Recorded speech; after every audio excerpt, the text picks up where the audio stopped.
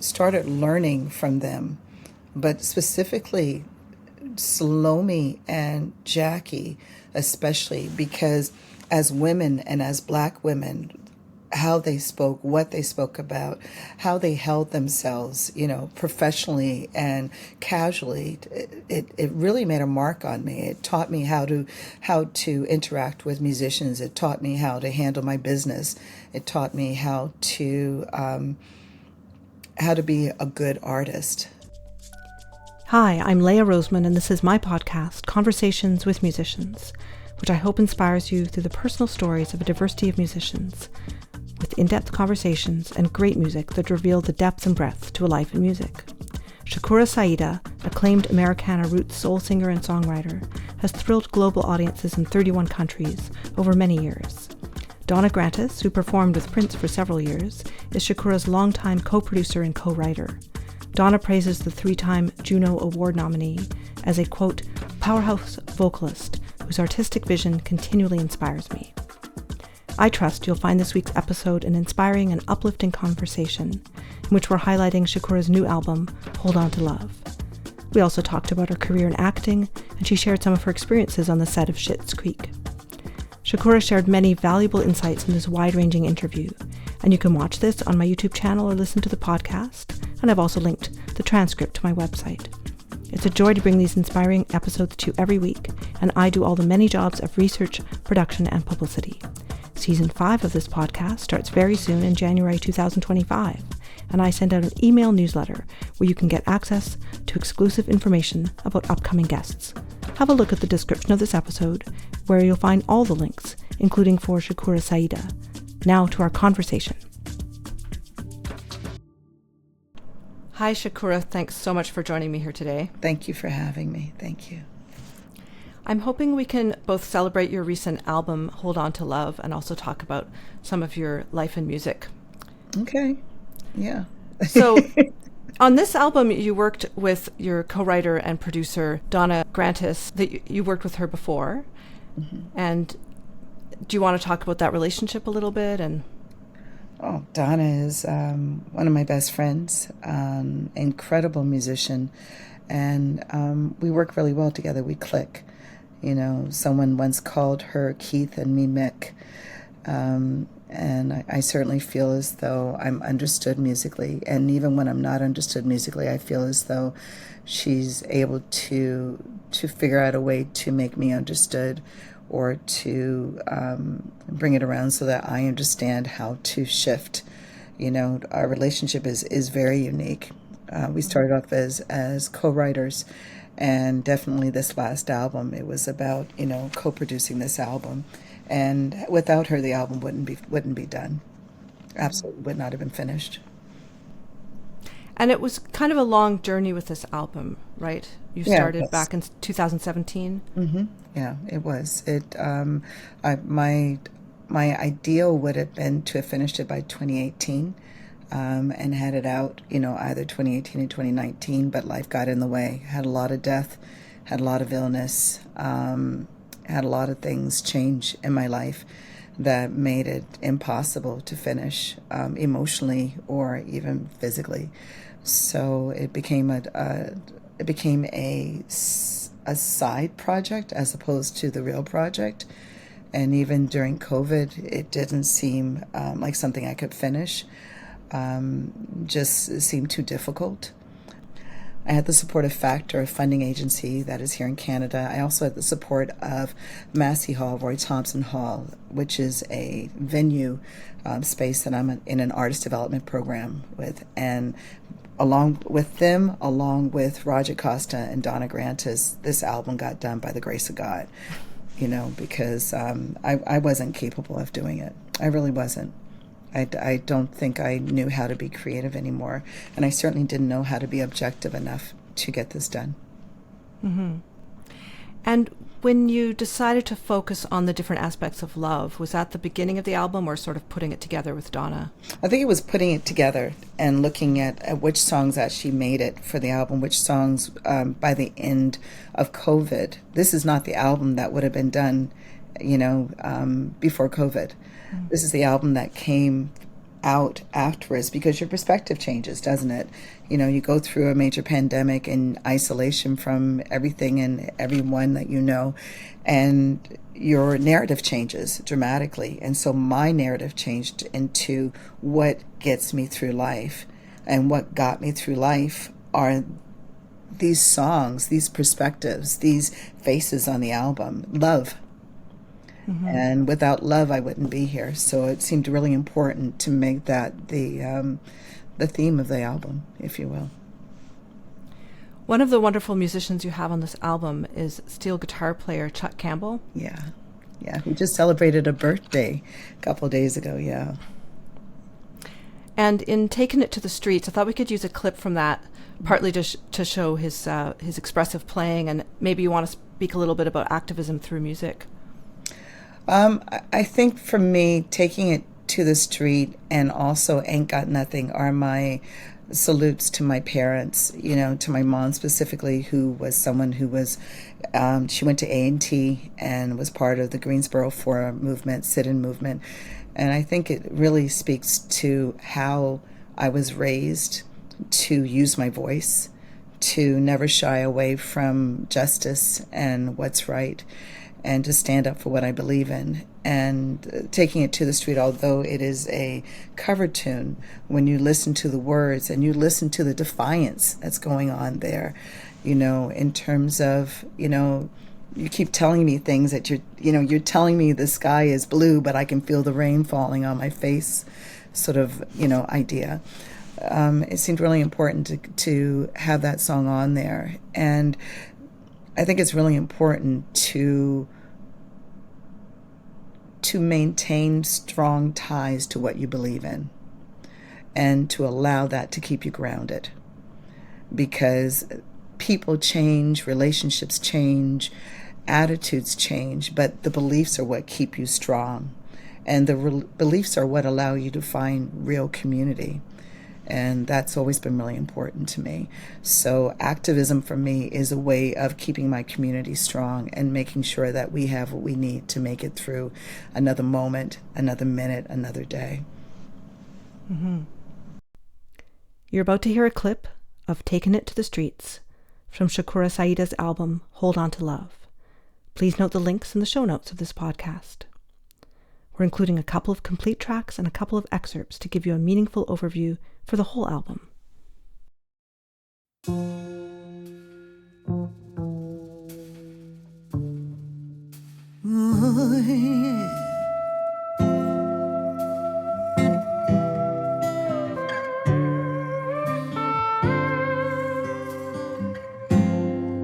You don't know me, I'm your brother. I was raised here in this living hell. You don't know my kind in your world. Fairly soon time will tell.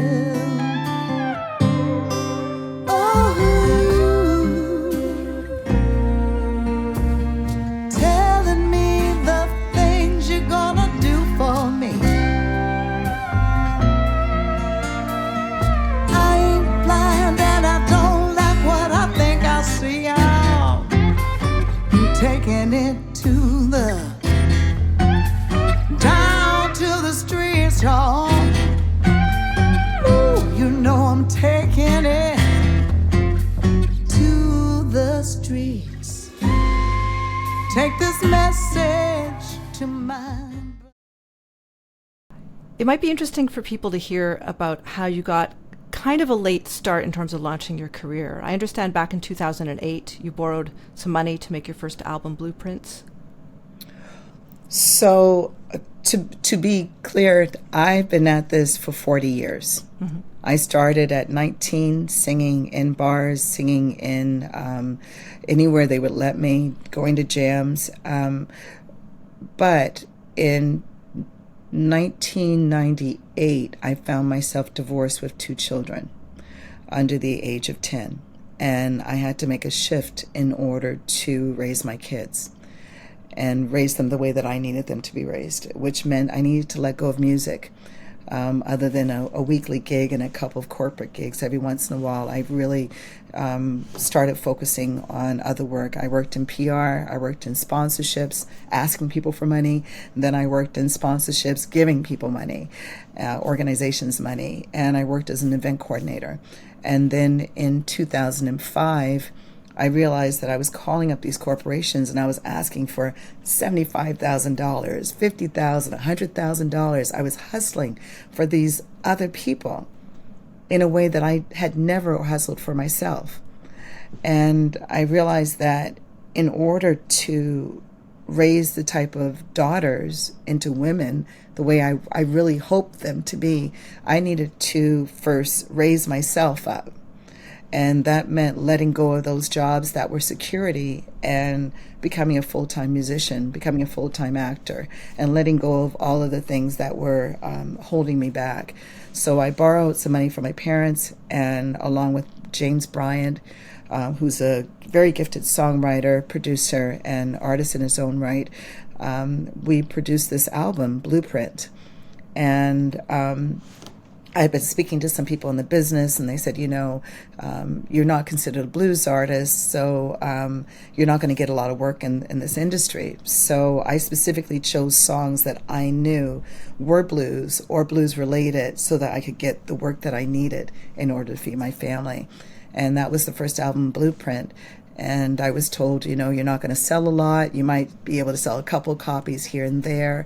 You might get into a couple festivals. And it was true. The first year Blueprint came out, I got 3 bookings, 3 festivals, and that was it. But what I did get were I sold almost 400 copies the first weekend we were singing out at this Beaches Jazz Festival site on the street. People were just buying this, and everywhere we went, people were buying this album. And they hadn't heard the album yet, so it could be accredited to the band and the show that we were putting on. And so I knew there was something there. So in 2008, I decided to go down to Memphis and try my luck at the International Blues Challenge. And I came in second, much to my surprise, and met Thomas Roof. And I think it was about a month or 2 later, he called me up because Candy Cane had gotten ill. That's when she first found out that she was sick. And I went to Europe and started touring with the Roof Caravan. And from there, ended up having a record deal with Roof and touring with them, and started touring, through Europe. But so it really was a sense, 2005, 2008 was the beginning of my full career as a musician. But the experience that I had acquired before that certainly contributed greatly to my success. It's interesting to me because several people I've interviewed had a high school teacher that really encouraged them to pursue arts and music specifically. And you had Mrs. Marly Kadak. I did. So do you want to speak to that experience? Oh my God, I love speaking about Mrs. Kadak. I still can't call her by her first name, even though I've now met her, and again as an adult. So Mrs. Kadak was like the most beautiful version of Mary Poppins you could ever imagine. She had this jet black hair that was always pulled back in a bun. She always wore bright red lipstick, and she had these clothes that just flowed as she walked. She was drama personified. And I had her grade 10, grade 11, grade 12 theater arts. And theater arts was the one course that I never had to think about. I never had to really put a lot of hard work in. I put a lot of intentional work in it, but it was never difficult for me. And at the end of grade 12, Mrs. Kadak came to me and she said, you should go to Sheridan College. They have a performance studies program there. You should go into that. And this is around the time of Fame and everything, and I said, I like singing, but I think I'd rather be an actor. I think I like acting. And she said, oh, you'll always act, but you need to be a singer. And because Mrs. Kadak told me so, I said, okay. And it took me about another half a year to break down and tell my parents that I didn't want to go to university and become a language interpreter, that I wanted to instead do what Mrs. Kadak told me that I should do, which is become a singer. And later on, I think about a year or so before COVID hit, I actually met with Mrs. Kadak and had an opportunity to learn her story. And she had been a theater manager and had gone to school with Alex Trebek. And they all, came through Toronto, and she stopped in Toronto and decided she wanted to be a teacher. So she went to teachers college, and they didn't have a theater arts program. And she hated the maths, she hated the sciences, and she wasn't really into the English. So she went to the department heads and said, "You don't have a theater arts program." And they said, "No, we don't." She says, "Well, that's what I want to teach." And they created a program with her, for her. And so Mrs. Kadak changed my life dramatically in so many different ways because of her, there was a theater arts program in Ontario. But because of her specifically choosing my school, Monarch Park, to teach her program in, I got to be the beneficiary of this program. So not only did she change my life because I chose this school because of the theater arts program, I was always curious about something like that, but she changed it because she created this entire program, So to me, she is my fairy godmother. She is my inspiration. She's someone I hope is proud of everything that I've done. And I think about her a lot. I really do. She's an incredible woman. Mm-hmm.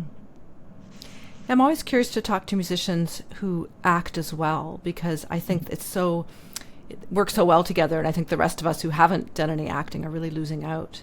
How do you feel like being able to inhabit a role helps you as a singer? I think I'm a much better actor as a singer than I am as an actor because I think I've put more time and effort into learning that craft. That's me being completely honest. I think what acting has given me is an understanding of how important the words are. And how important it is to lose yourself in the words, in the story, and to leave your ego out of it. And to just focus on telling the story. And also telling the story authentically in that moment. Focusing on what the words mean to you today. There's this really weird, funny clip that I saw where this actor is standing in this dark space, and he starts to recite "to be or not to be," and then he's interrupted by a very well-known actor who says, "Hold on for a second, it's actually to be or not to be." And then another actor comes out and says it's to be or not to be, or and they all these different actors come out, and I found it interesting because they're all right and they're all wrong. They're all speaking to his moment, which is what his truth comes out of, but their truth is also right in that moment. That's what they feel, and for me, that's what being an actor in music is. It's finding those moments that you can just connect to and then share with your audience, and hopefully it'll resonate with them at that time. Mm-hmm. Now, many listeners will be fans of Schitt's Creek, and I was wondering if you had any favorite memories from being on that set? Being on a set with Eugene Levy and Catherine O'Hara, period, is a favorite memory. I can't believe I got a part in that. And one of my absolute favorite memories is doing the ADR, going and doing some of my lines over in the studio, and Mr. Levy being there and directing me there. And that was just a special pleasure. I have such respect for that man, and I just love his eyebrows, can I just say. It's the best eyebrows in the entire world. But certainly being on this set, and I've never been around comedy in that way. I was a waiter at Second City, and I got to see people like Mike Myers and Ryan Stiles, hone their craft, Colin Mockery, all of these people. And that was one way of being around comedy. But to be in the room when you actually are part of the process of them creating their comedy was a masterclass. the timing, the lack of effort, the matter-of-factness of their art was just incredible. And watching them conspire together, they just sit there and they talk, and he'd say something to her and she'd go, oh, and then she'd say something and he'd go, yeah, and I'm sort of watching and trying not to watch, and then they come back into the scene and do it a different way. It was just incredible. And at one point, right before we started shooting, I'm reciting my lines, and Catherine comes up and she says, oh, well, they're all just trying to, don't you understand you're better than this? And I said, oh, thank you. And she goes, no, don't you understand? They're just using you. You really are better than this. And then I realized somewhere in the small part of my brain that she was actually acting, and I should be acting too. But because she was so real that I just went, thank you. And so what do you do when you're playing tennis and the person you're playing tennis with, doesn't know how to lob the ball back? You just give up, you throw your racket down, which is exactly what she did. She just went next and walked away, so the moments like that where I realize how easy it is to act as opposed to the acting, the buffoonery or all of those things that I thought I had to do in order to be an actor. Mm-hmm. Yeah. Great lessons. Really great. If we could go back to Hold On to Love, one of my favorite songs is Doodun. Yeah. What do you want to know? Well, can we include that track in this episode? Oh, listen, you can include that track day in, day out. You can make it your theme song. I'm telling you, it's certainly mine. It really is. Yeah. It's a song that I wrote after I'd spent some time right before COVID with some of my younger daughter's friends. And we were talking about life, and they had all these questions, and they kept looking to me to answer them. And I didn't have the answers. And I realized how frustrating it can be to have all these questions about life, not know where your life is going, what your life is going to be, and not know where to turn to. And the truth of the matter is, as parents, as adults, we really don't have all the answers all the time. And self-help requires us to find coping mechanisms. And one of my coping mechanisms is singing. And so while I was writing this song, this thing just came to me.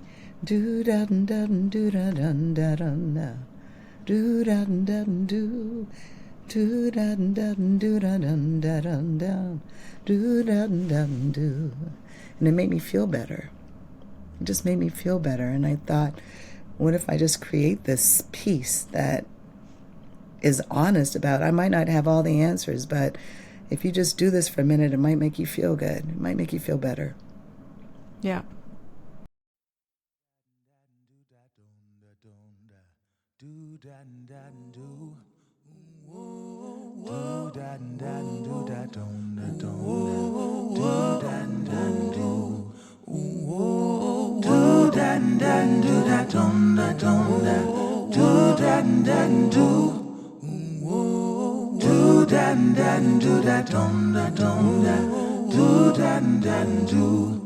Sometimes I try to find some peace of mind,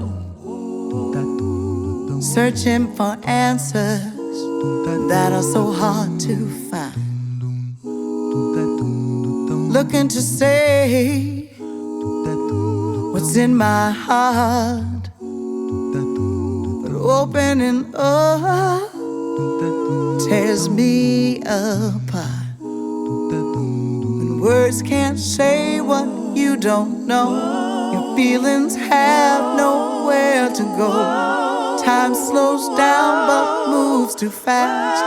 Sing this song to help it pass. Do da da do da dum da dum da. Do da da do. Come on and sing. Do da da do da dum da dum da.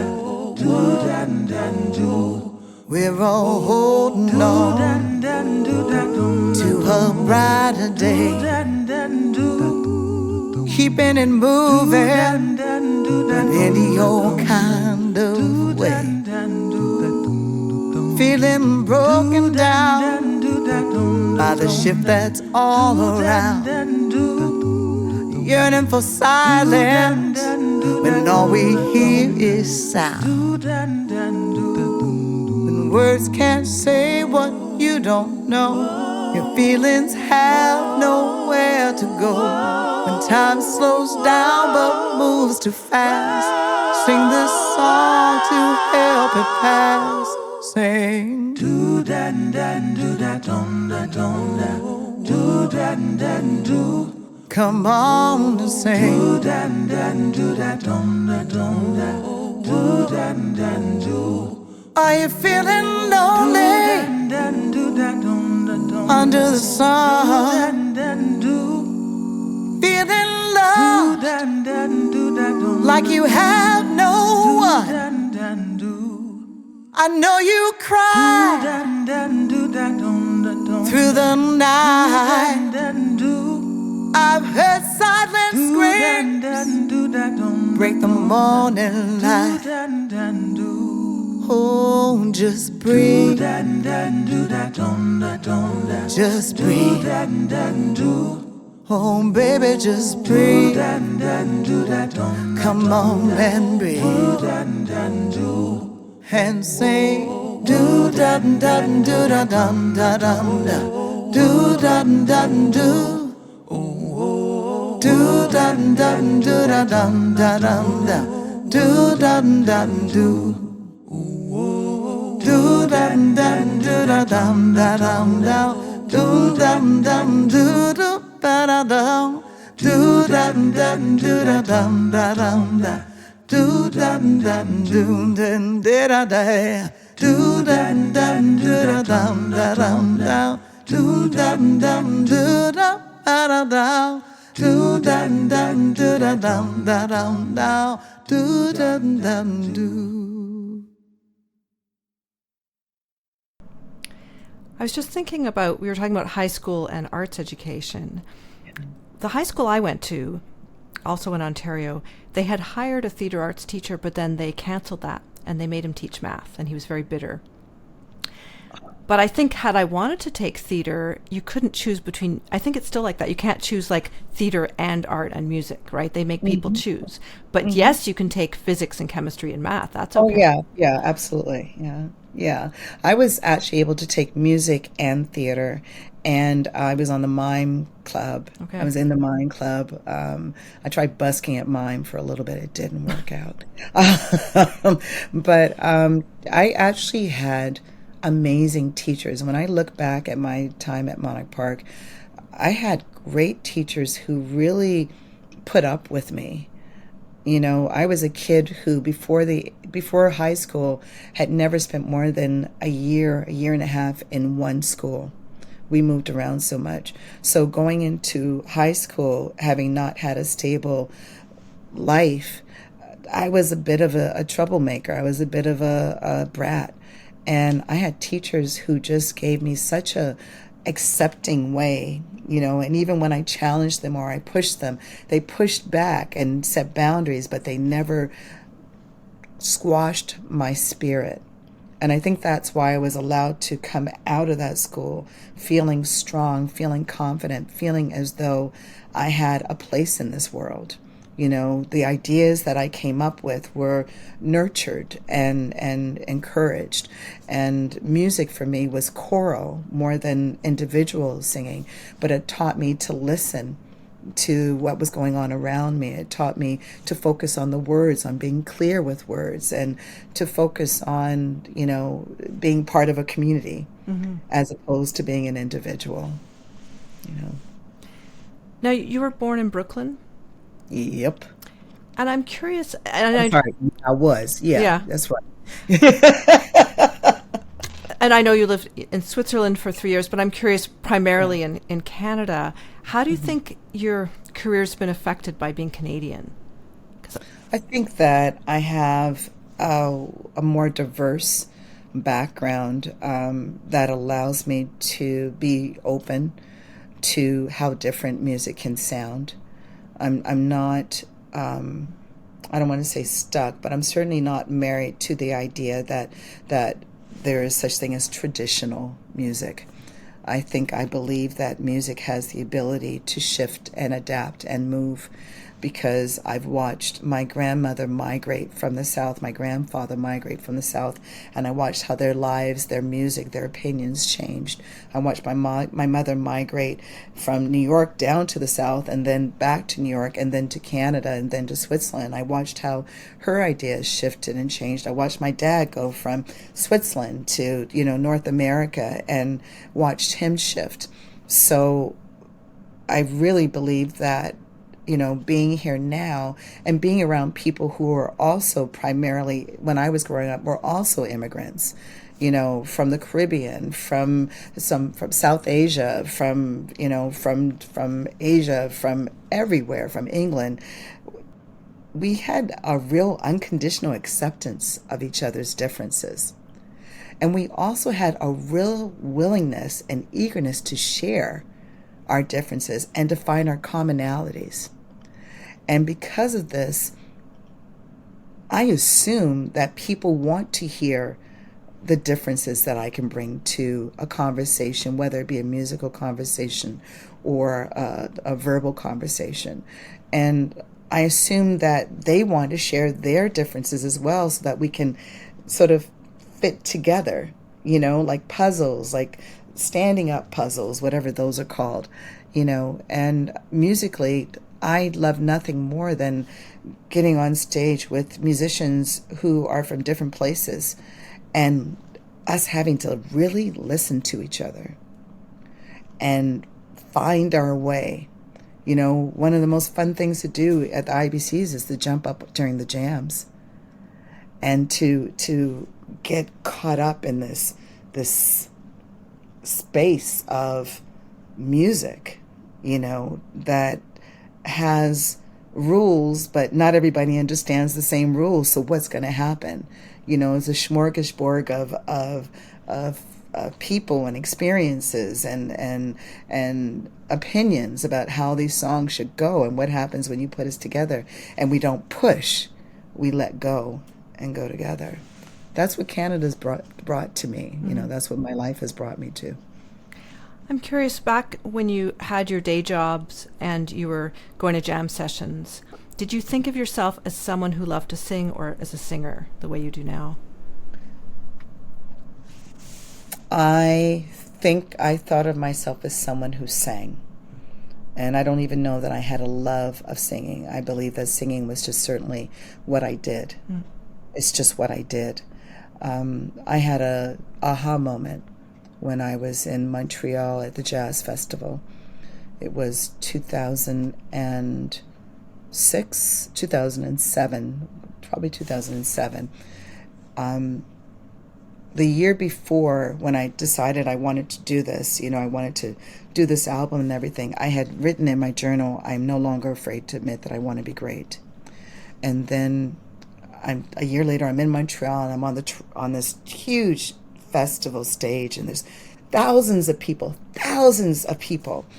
in front of us, and the band is playing, and the audience is just in it. And I saw this energy wave just come up from the audience and come towards us, and I remember looking and seeing us inhale and exhale and it go back out, and I still don't know what it was, except for me it was energy. And I heard myself say, this is what I'm supposed to be doing. And the next morning I woke up and I couldn't stop crying. I was trying to write about it, but I couldn't stop crying. And I opened up my journal, and it opened up on exactly a year ago, the day before. And it said, I'm no longer afraid to admit that I want to be great.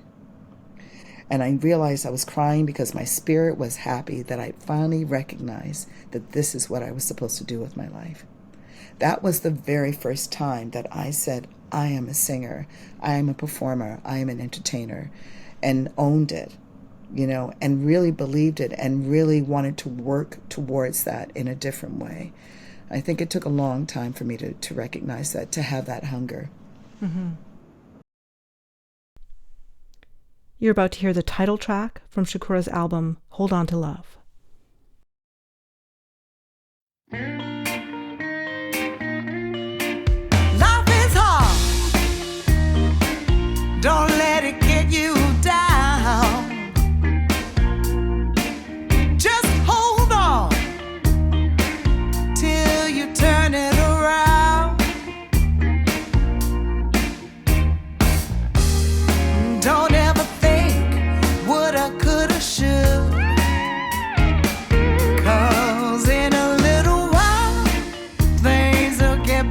to being good.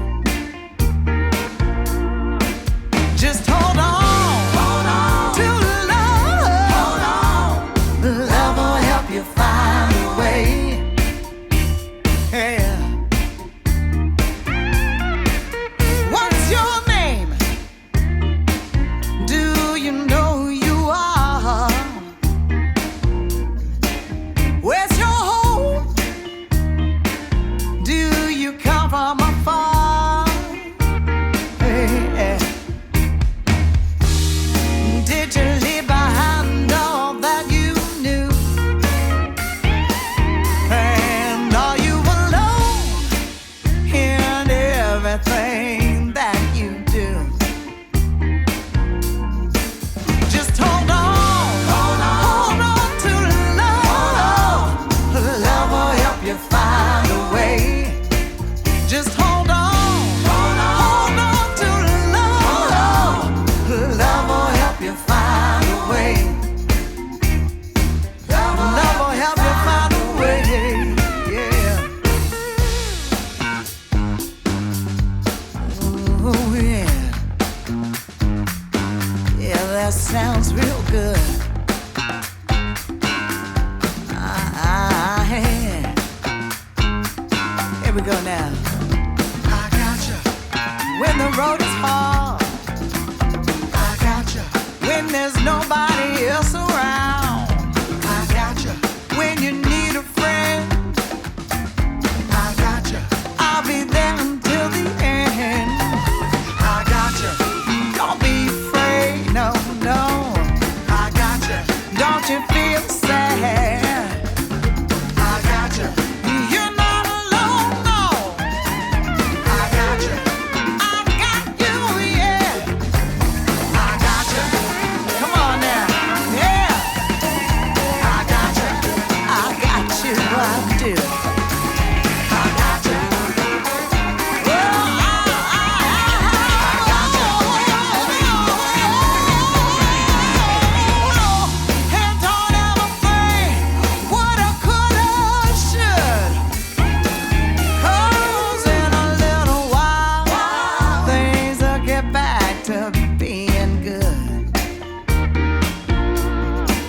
Just hold on to love. Love will help you find a way. Just hold on to love. Love will help you find a way. Love will help you find a way. Yes, it will now. Love will help you find a way. Help you find your way. Love will help you find a way. Come on, let's talk about love. Love will help you find a way. Oh, help you find a way. Love will help you find a way. Everybody say love. Love will help you find a way. Come on, say love. Love will help you find a way. Ooh, say love. Love will help you find a way. Help you find a way. Love will help you find a way. Love will help you find a way. Love will help you find a way.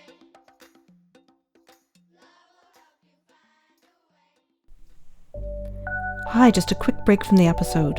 You may also be interested in my episodes with Kellylee Evans, Van Black, Colleen Allen, Jamila, Kat Ray Orendi, Cliff Beach, and Edison Herbert, among so many. I'll link those in the show notes. It's a joy to be able to bring these meaningful conversations to you, but this project cost me quite a bit of money and lots of time.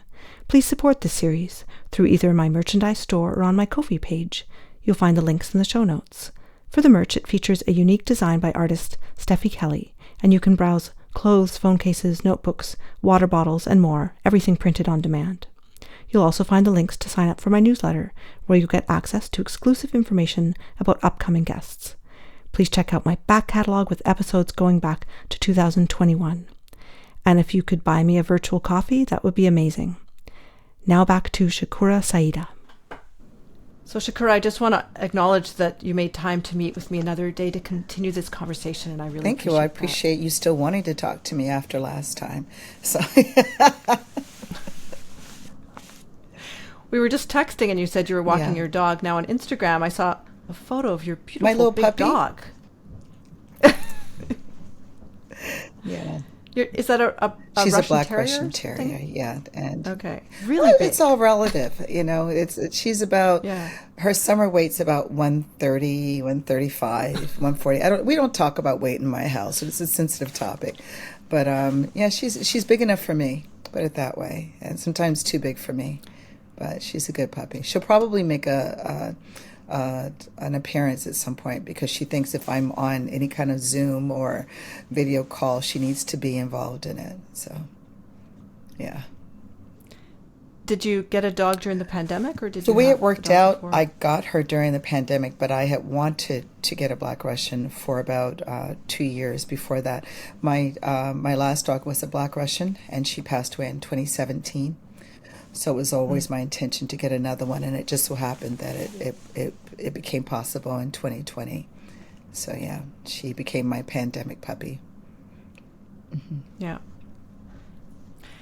So if we could get back to your life in music, you have this beautiful project, the Nina Project, which, as I understand, has had different iterations depending on the invited singers you're working with. So the Nina Project is a, how do I put this? I started writing it in, I think, 2014.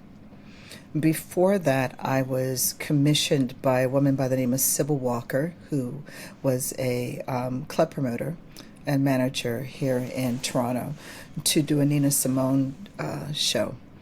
And when the time came to do the show, we hadn't had time to rehearse. There were quite a few songs that we didn't know, but I still wanted to include the songs in the show. So I just ended up speaking the lyrics of the songs in between other songs that we were doing. And it kind of struck me how powerful her lyrics were. And not just lyrics that she wrote, but certainly the lyrics of songs that she chose to represent herself by. So in 2014, I started writing this show. And I used Jackie Richardson, who's an amazing artist here, and Kellylee Evans, another amazing artist, as my muses, because I love both of them. And I figured if I'm going to do this, I want to perform with two of the best vocalists in the country. And yeah, we presented it in 2015. It was sold out on a regular basis, and we went up to Ottawa. And then I think it was 2 years ago, I was on the Legendary Blues Cruise, and I presented a version of it there as well. Mm-hmm. Yeah, so I interviewed Kellylee Evans on this podcast Nice. Back in 2021, and we did talk about her Nina Simone album. And when you were asked to do this tribute to Nina Simone, had you been listening to her albums a lot when you were younger? So I was a late bloomer in terms of Nina Simone. I discovered her probably, I want to say, in my 30s.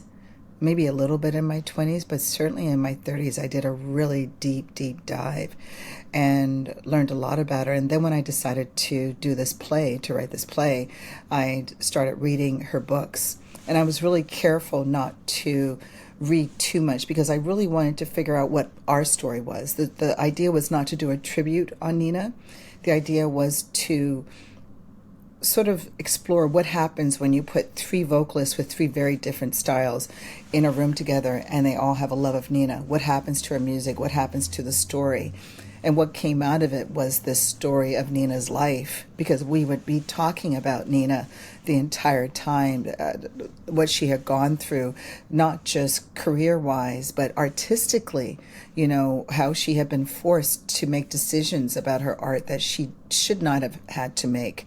And certainly as someone who suffered from some sort of mental illness, or some sort of needing support from community, and didn't feel as though she got that all the time, so those discussions led to that play. And that made me even more of a Nina fan, because then I was really listening and really watching videos and really reading between the lines, trying to figure out exactly where my story was within her story. Mm-hmm. Yeah. We had talked at the beginning of this conversation last time about music as activism, and she was certainly known for that. Yes. Yes. I think one of the first things that I'm aware of is that, her companions were James Baldwin, Langston Hughes, and Lorraine Hansberry. And the conversations that they would have deep into the night were always around activism, were always around politics, were always around art, and how those three things, fit together. And one of the stories that I read, said that after the bombing of the church in Birmingham, Nina was really upset about it, and Lorraine Hansberry asked her, "What are you going to do about it?" And that was really what sparked Nina's activism into motion. And I respect that, because a lot of times we speak on things from a place of frustration and not knowing how to participate in making things better, or participate in making people aware. And it takes one person or one sentence, one word, one visual to change our lives and to change our mind and to change how we, how we support the things that need support. I think it's a good way to put it. Yeah. Mm-hmm. And you mentioned Jackie Richardson, that you'd invited her as part of this project. Yeah. You also regard her as a mentor. She is my mentor. I'm interested because she's also in theater and music together, like you. Yes. I first met Jackie in 1985. I was very lucky. In 1984, I met Archie Aileen, one of the most amazing jazz drummers that Canada had seen, worked with Nina Simone, worked with Billie Holiday, worked with all the greats. And a year later, Joe Seeley, who's also another one of my early mentors, brought me into a room which contained Archie Aileen as a producer, Salome Bay as a producer. Salome Bay is the sister of Andy Bay, and certainly one of the grand dames of Canada, and Jackie Richardson. And they were doing a play that Salome had wrote on Madame Gertrude, Ma Rainey.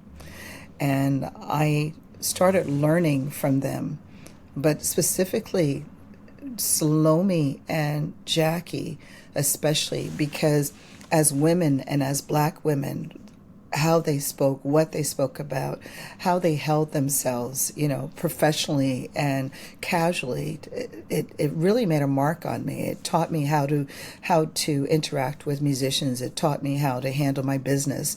It taught me how to be a good artist, and how to respect the artistry. And Jackie, over the past, 40 years, has continued to nurture me, to give me guidance, love, care, support, encouragement. And I certainly would not be where I am without her. Mm-hmm. And Salome Bay, she really opened up doors for Black performers. Right? She opened up doors not just for Black performers, but for anyone who was othered.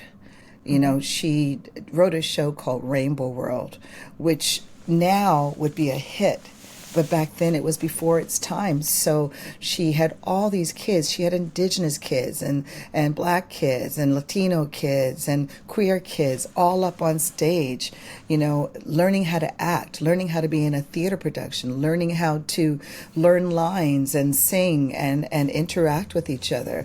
And she really opened those doors. The band that she always had a band that had younger people in it, so that they learned how to support a vocalist from the best. They learned how to pivot. They learned how to behave. Salome was Salome. She just was amazing, absolutely amazing. Yeah. And speaking of being a role model and mentorship, in terms of your identity as a mom and also for the younger generations, it just be interesting to reflect on, we talked about how you kind of got a late start really going for what you wanted, really asserting yourself. Last time you had said something really beautiful, and that part did not get recorded, and I'm trying to get you back to what we were talking about. I reflect on this as a mom who's a performer, that, when you have especially younger kids, you feel like everything's for them, and it's easy to just let yourself put yourself to the side, and it's hard to make time and find energy to do your own projects. Easy, right? I mean, when I was starting out, I didn't have kids. Right. And then when I had kids, I wasn't really serious about the art until I wasn't able to do the art. And then I got to the point where, divorced, 2 kids, had to work, and could only do a couple of gigs, here every now and then, do a couple of corporates. And the part that hit me was all of a sudden realizing how much I was hustling for everybody else. I was calling people up and asking for these big amounts of money for sponsorships and things like that, and asking for their support for all these different events. But none of the events involved my art or me as an artist. They all involved something else that, although I might have cared about it, it wasn't at the root of what made me breathe, love, live, laugh, all of those things. It wasn't part of my passion. And so I made a really intentional choice that my kids were old enough that I didn't have to worry about looking after them in the same way that I had looked after them before when they were younger. By 2005, they were 15 and 8, so they were a little bit more self-reliant. They could always go sing on a corner if this thing didn't work for me. And and I went for it. And I think there's something to be said for that intentional choice and understanding that if we don't show our kids how to live for our passions and how to live towards our passions, they're really not going to know. It's not enough to just say, you should do this, you should be the best that you can be, you should always do the things that make you happy. If they don't see us happy, if they don't see us fulfilled, if they don't see us doing things that we love and living with heart, the HE and the art, then they're not going to feel as though they have a choice in that as well. So that was really important for me, and it definitely has been difficult, but it's also been rewarding, being able to bring my kids to Paris when I was touring in France, being able to bring my other daughter back to France again and travel across Canada with my younger daughter. All of those things are for me, that's part of the benefits of this wonderful work that we get to do, and showing my kids not just, coming home tired and not being able to go to their shows or their sporting events because I'm on the road, but showing them what I'm doing and helping them to feel that igniting of passion, Yeah. Mm-hmm. Beautifully said. Thank you. Which of your original songs on the album would you like to highlight? Clap Your Hands. I love that version. I don't do that version live. I do a different version live. I love Glad for Today, and I love Hold On to Love. I love the album, and I don't say that often enough, but I really love every song on that album. So anything you highlight will leave me grateful. You're about to hear the title track from Shakura's album, Hold On to Love.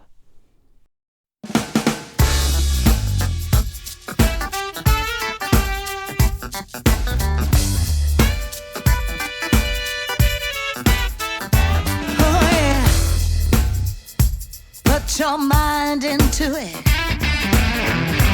We could have a real good time. Just relax and let your problems slip. Together we will be just fine. Don't worry about tomorrow. Don't get caught up in yesterdays. Don't think about the sorrows. Just be glad for today.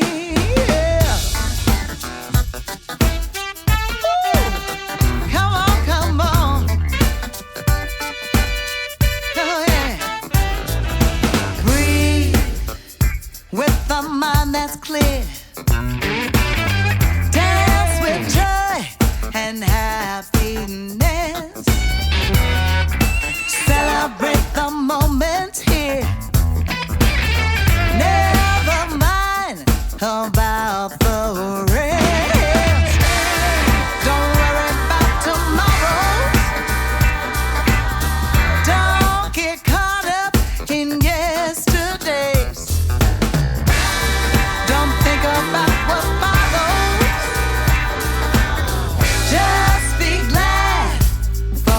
today. Be glad for today. Hey, and let the funk start here. Yeah. Come on, come on. Woo.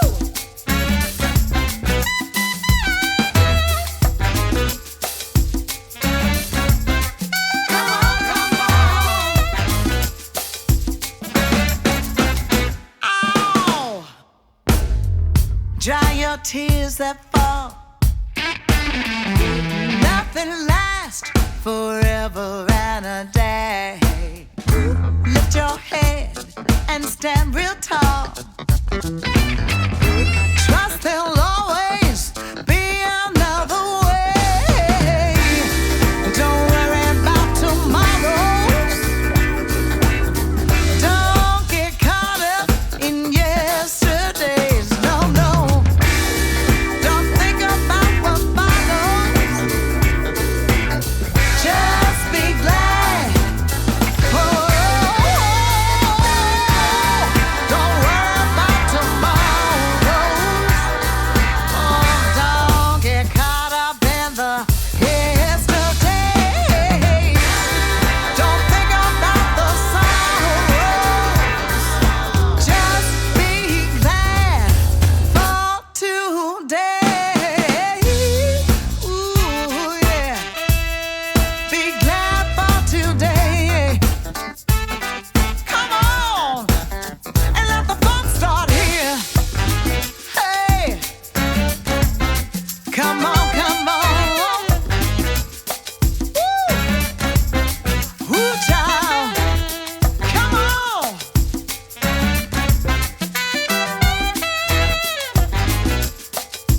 Glad for today.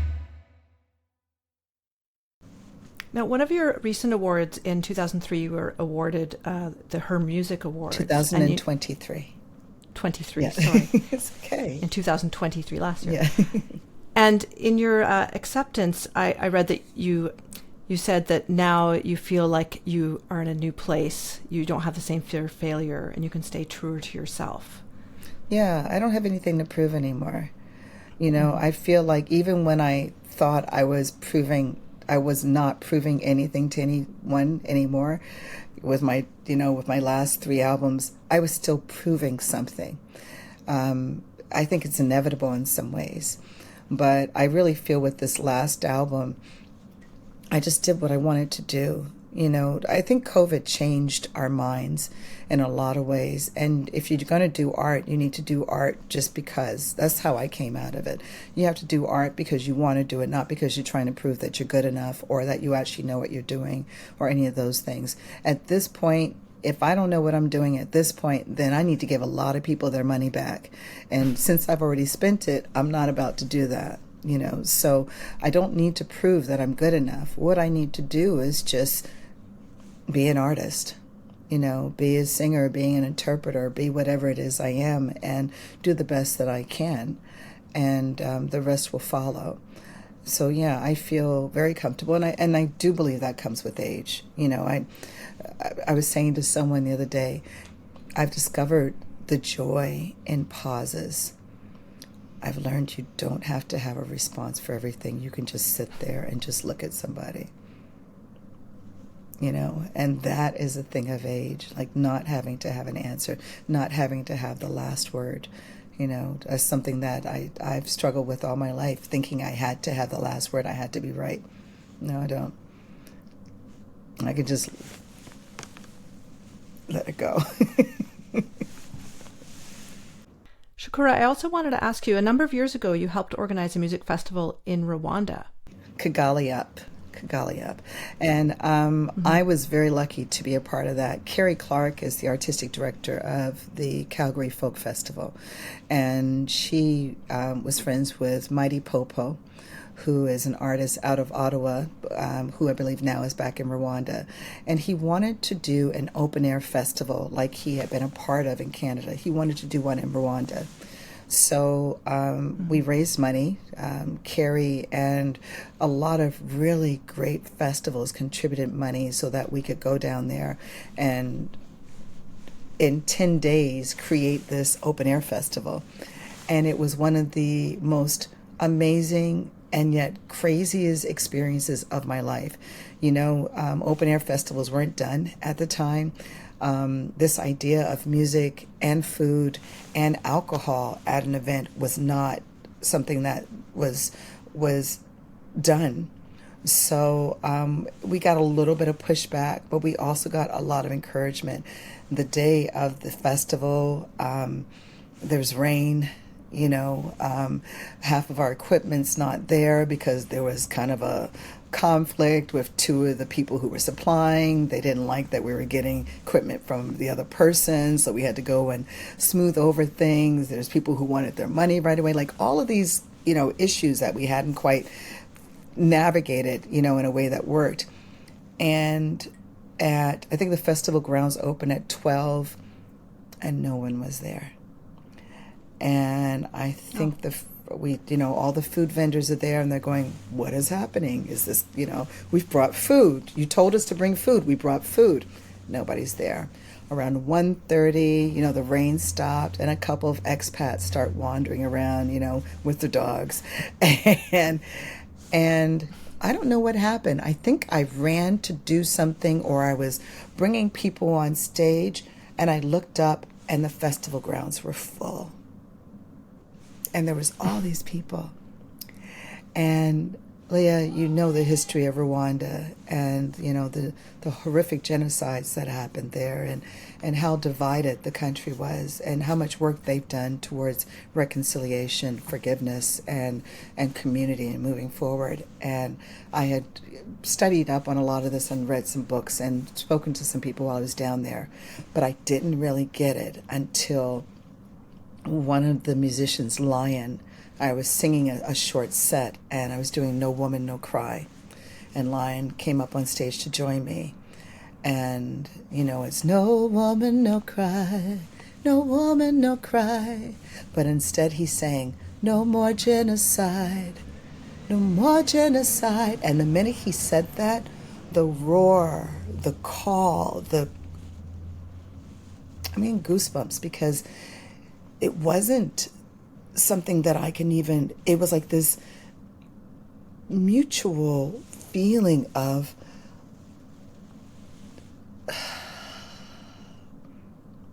everybody exhaled at the same moment. And everybody then started singing. And it was such an emotional and humbling moment. No matter what I've gone through in my life, I will never experience what these people, these survivors, these warriors experienced and have come through on the other side of. And it was a life-altering experience to be there, to be a part of that, to, I think they're still going as far as I know. They changed the timing from when we went, which was in the fall, to, I believe, sometime in the spring, but they're still doing the festival, and hopefully one day I'll get to go back down again because it was a really special experience. Mm-hmm. Yeah, thanks for talking about that. So on this great Hold On to Love album, the last track is Heart of Gold. I hoped we could include an excerpt from that. Oh, I love that. Well, I mean, Heart of Gold, those aren't my lyrics, as much as I wish they were. You know, Mr. Neil Young wrote that song. I certainly took the lyrics to heart. You know, one of the things I speak about in my performances now is the realization that I made during COVID, that it's not about music for me, it's about connections. I'm looking to connect with good people. I'm looking to connect with people who make my heart happy and who accept me as I am and who really have hearts of gold, who understand the value in community, you know. And that song to me encompasses all of those things, you know.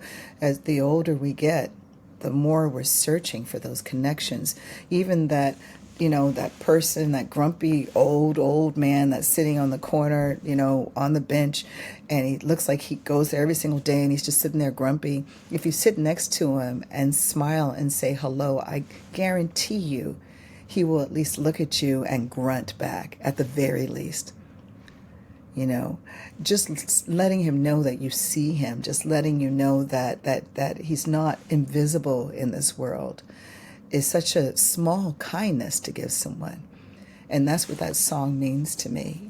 We need to show more kindness. We need to show more awareness of those people around us, and we need to connect more. You're about to hear an excerpt from Heart of Gold. I wanna live, I wanna give. I've been a miner for a heart of gold. It's these expressions I never give that keep me searching for a heart of gold. And I'm getting old.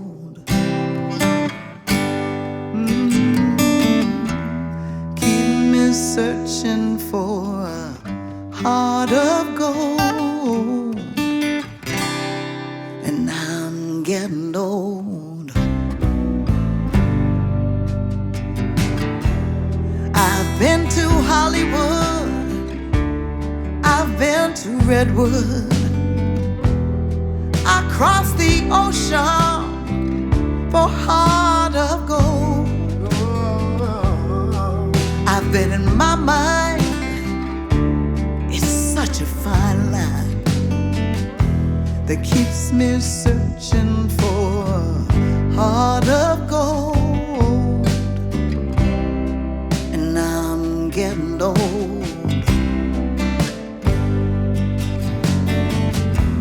Keep me searching for a heart of gold.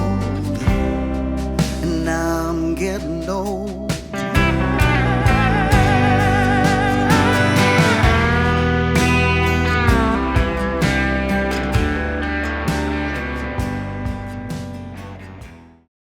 And you tour, all over the world, and I know you sometimes do things with kids, like going into schools.